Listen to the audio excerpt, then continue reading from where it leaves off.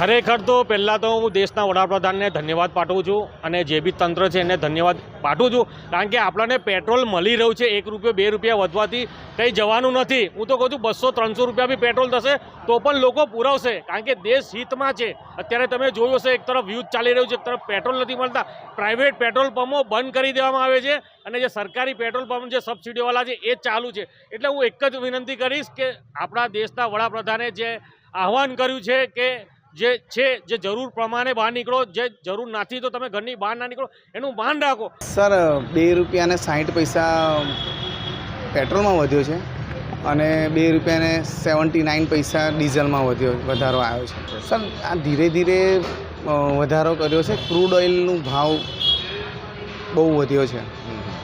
એના કારણે બધા દેશોની કમ્પેરિઝનમાં આપણા દેશમાં બહુ ઓછો ધીરે કરીને આ લોકોએ સરકારે વધારો કર્યો છે.